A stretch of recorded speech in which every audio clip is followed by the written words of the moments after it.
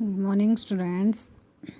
Today we are going to discuss our next topic of lesson third, that is fibers.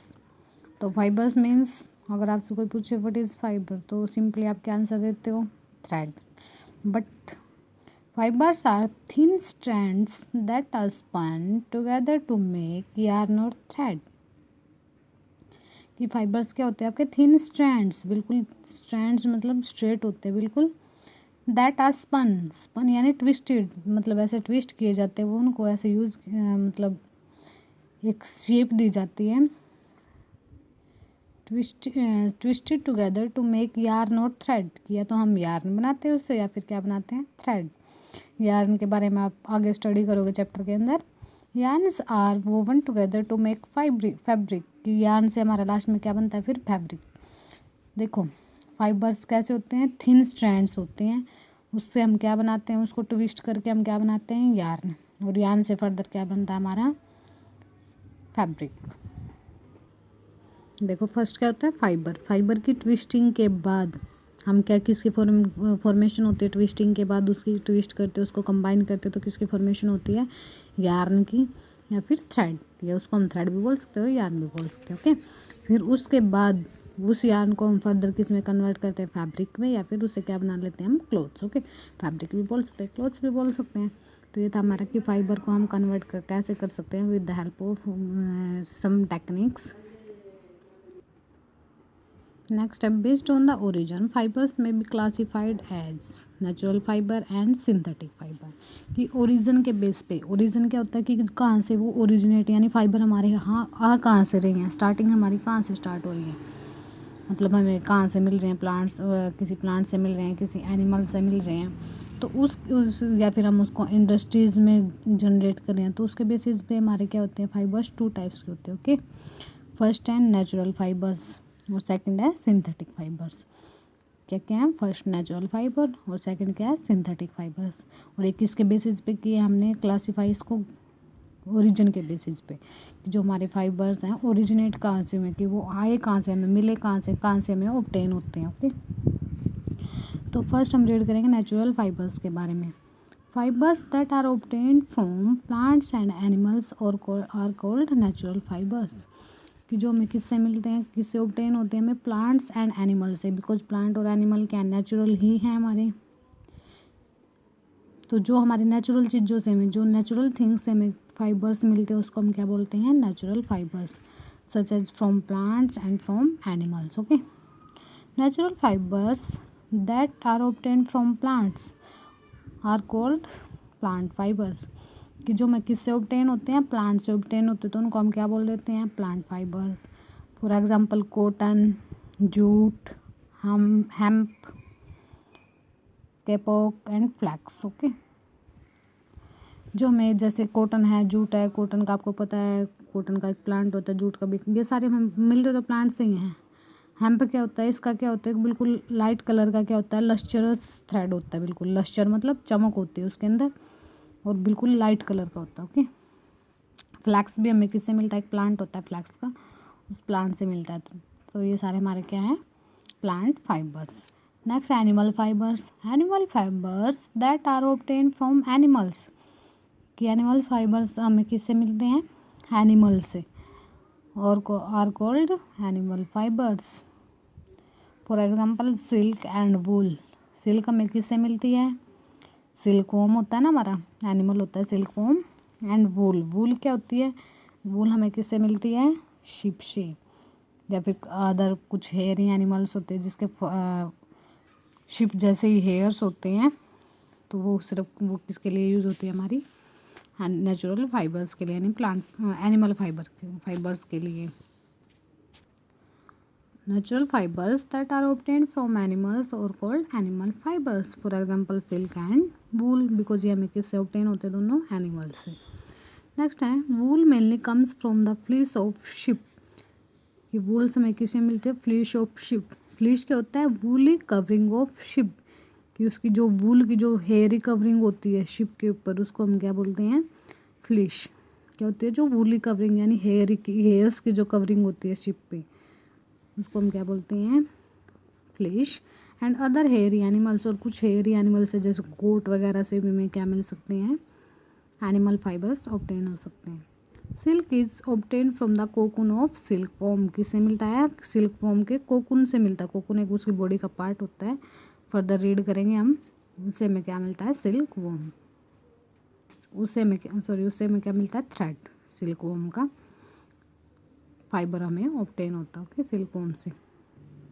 देखो students, fibres को हमने कितने parts में divide किया था, हमने फाइबर्स को 2 पार्ट्स में। फर्स्ट थे नेचुरल फाइबर्स, सेकंड थे हमारे सिंथेटिक फाइबर्स। नेचुरल फाइबर्स को हमने फर्दर 2 पार्ट्स में डिवाइड किया, plants fibres and animals fibres. Fibres that are obtain from natural things like plants and animals, so they are called natural fibers. These are divided into further divided into 2 parts, plants and animals. First, plant fibers that are obtained from plants are called plant natural fibers. Next, animal fibers that are obtained from animals are called plant natural animal fibers. Plants जैसे हमारा jute, cotton, flex, ये सारे हमारे कौन से हैं, plant fibre. Animal fibre में हमारा वूल एंड सिल्क, ओके। तो वूल हमें किससे मिल रही है, गोट से या फिर शीप से, और सिल्क हमें किससे मिल रही है, silk worm.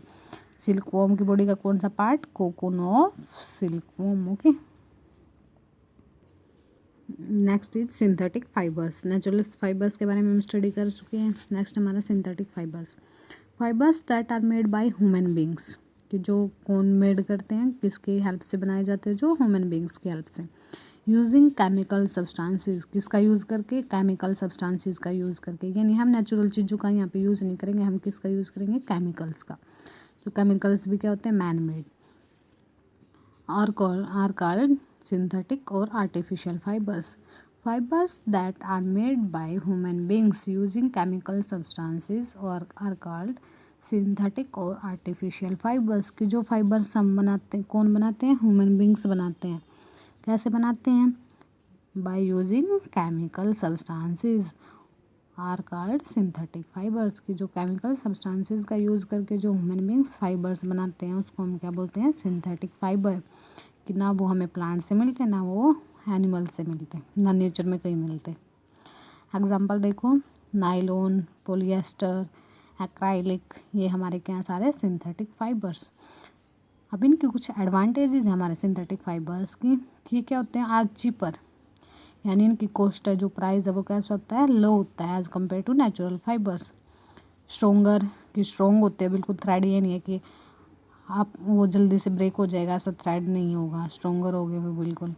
And last longer than natural fibres, की लास्ट लंबे टाइम तक उनकी जो ड्यूरेशन है, टाइम पीरियड है, वो भी कैसा रहेगा, लॉन्ग, नेचुरल फाइबर्स की बजाय।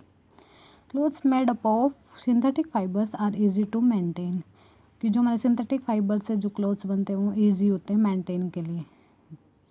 Synthetic fibres are also use to make things as carpets, ropes and curtains. Synthetic fibre से हम क्या कर सकते हैं, बहुत सारी चीज़ें और भी बना सकते हैं गारमेंट्स के अलावा, कारपेट्स, रोप्स एंड कर्टेन्स। देखो यहाँ पे clothes made of synthetic fibres are easy to maintain, मतलब उनको मेंटेन करके रखना, यानी इजीली हम उसको क्या कर सकते हैं, उनमें जो हमारी सिलवटें वगैरह हो जाती है ना, या फिर मतलब कॉटन के कपड़े हैं जो जल्दी ख़राब हो जाते हैं, तो ऐसा काम ये जो हमारे सिंथेटिक फाइबर्स है, सिंथेटिक फाइबर्स में ऐसा नहीं होता। नेक्स्ट यहाँ देखो, फैब्रिक्स मेड बाय मिक्सिंग 2 और मोर फाइबर्स, कि जो हमारा फैब्रिक्स किससे बनते हैं, मिक्सिंग से 2 और मोर फाइबर्स की।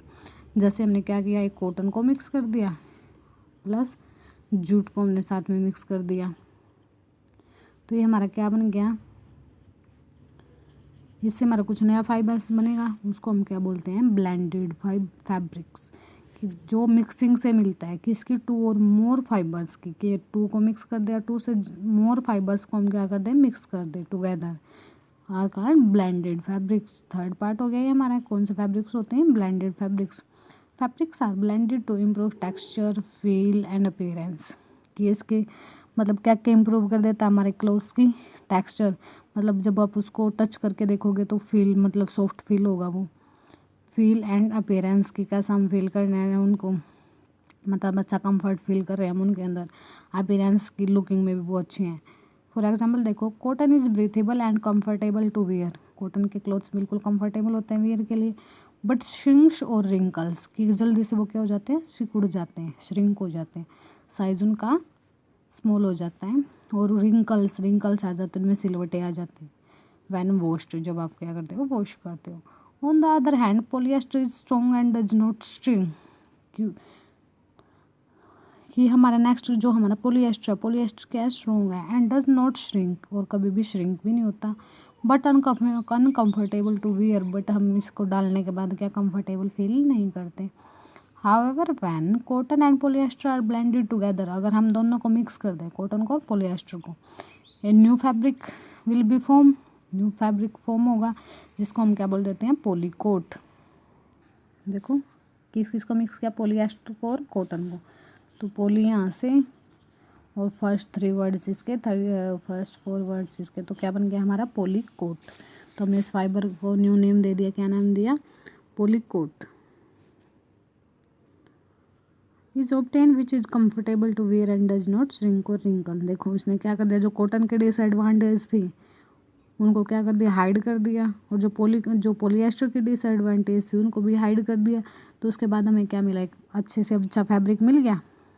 तो ये कि मतलब कॉटन हमारा श्रिंक होता था तो अब वो श्रिंक नहीं होगा, वो पॉलिएस्टर में कंफर्ट फील नहीं कराता, तो तब वो हम कॉटन की क्वालिटीज़ वो उसके अंदर आ गई, तो अब हम क्या कर सकते थे, कंफर्ट फील कर सकते थे उनको डालने के बाद। ऐसे ही पॉली वूल, कॉटन वूल, यानी पॉलिएस्टर और वूल को मिक्स करके, और जो हमारा कॉटन और वूल को मिक्स करके, प्लस टैरी वूल मतलब टैरिलिन और वूल को मिक्स करके हमने क्या कुछ ब्लेंडेड फैब्रिक्स बनाए थे।